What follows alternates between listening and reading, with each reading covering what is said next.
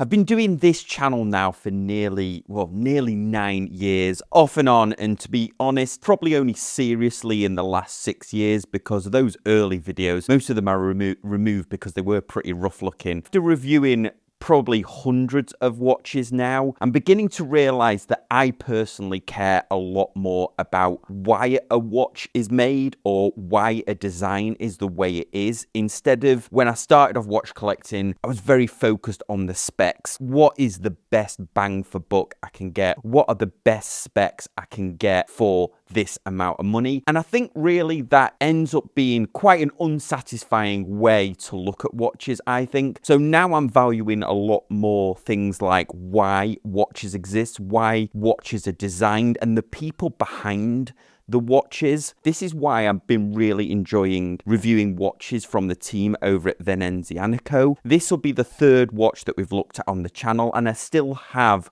the titanium watch that they sent me in last time in my collection, because I think that was it's just a beautiful titanium dive watch. Certainly their designs aren't the most unique, although within that design language they do some very interesting things, engraving the cases, skeletonized watches, materials that they use, stone dials, different textured color dials, and a dial that we're looking at today. But the two brand owners that you see the most, that I interacted with the most, Elena and Alberto, they are real passionate brand owners. I was lucky enough to finally meet them in person at the Dallas Wind-Up Show, and their stand was busy the entire time, because when you see these watches in person, they really have a lot of visual appeal to them. They also are a very competitive price point. This is an addition to their existing Arsenale line, and this is their integrated sports watch. This one comes on the rubber, although you can add their bracelet for only an extra $100.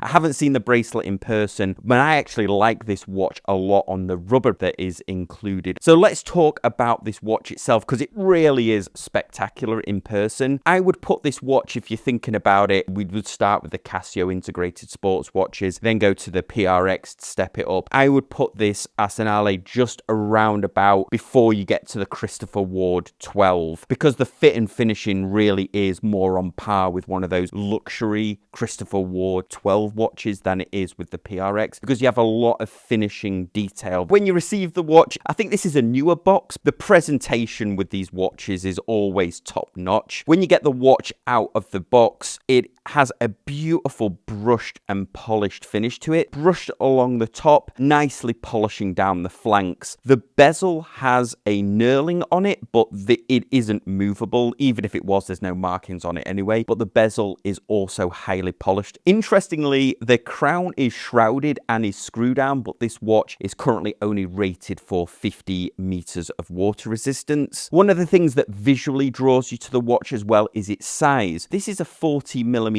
watch, 44mm from lug to lug, so it wears very nicely. Here you can see it on my 7.2-inch wrist. Watch, surprisingly, is just shy of 10mm thick, which really offers a nice visual and a balance to the case. Really does wear more like a dressy sports watch. Sapphire crystal, of course, with an anti-reflective coating. To keep to the price point, this one, I've not got the exact price point, but it's going to be around the $800 to $900 mark. They're using the Miyota 9039 automatic movement. So this is a dateless movement, and there is no ghost position either. Because it's a Miyota movement, you can feel a little bit of vibration from the rotor. That's just one of the things that's synonymous with these Miyota movements, but you can't hear the rotor, which is good, because some of the lower end Miyota movements you can certainly hear the rotor, but not on this one. It's quiet, but you can feel that rotor going around, which I actually like. It reminds me that I am wearing a mechanical watch. The strap isn't quick release. It is, you do need to unscrew it. So I guess if you buy the metal bracelet, you're either going to have a screwdriver, or maybe it comes with one. The back case has a beautiful deep engraving of the Arsenale of Venice, which is the two towers. A beautiful deep engraving, and again, this is another trademark of this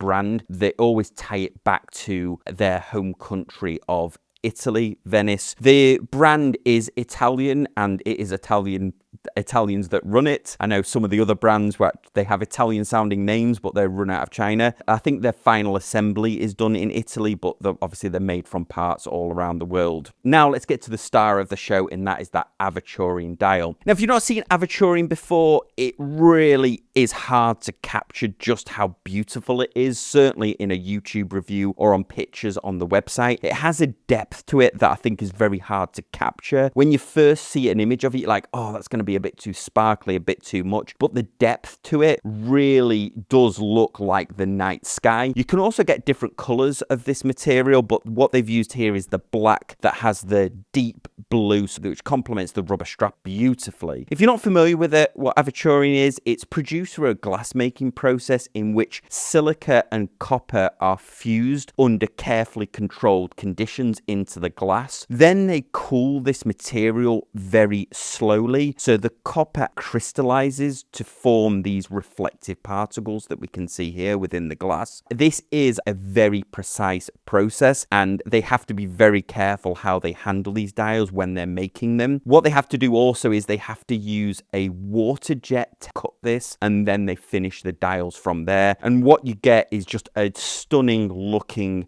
beautiful depth to the dial. It is a very distinctive look that's hard to get really from any other material. You certainly couldn't paint a finish on a dial that gave a similar look to this. Done my best here to try and photograph that for you. The dial is finished beautifully by their applied logo, applied indices, minute track, which minute hand goes all the way to around the outer of the dial, a sword-shaped hands, a sword-shaped minute hand, and a sword-shaped hour hand. The loom on these watches is always pretty cool. There's not a lot of it on here because of the slenderness of the indices and the hands, but there is certainly enough to give us a nice loom shot and give you that visual in the dark. Now, the only thing to note about the hands is because they have that bevel down the middle, in some lighting conditions, because they're against a black dial and they are highly reflective, some lighting conditions, the hands can appear black, so you just have to tilt your wrist ever so slightly so the light catches them. Just one thing that I noticed. This watch will be available on the website starting the 5th of May. We're in 2025, and then they'll start shipping in May the 26th. I think this watch offers a lot of bang for the buck. It has a really sophisticated,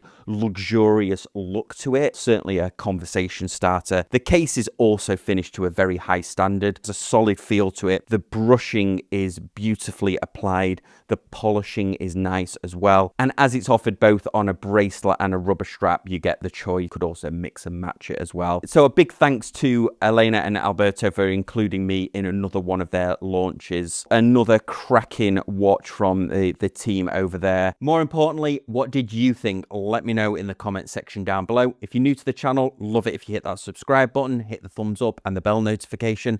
And I'll see you all next time on Casual Watch Reviews.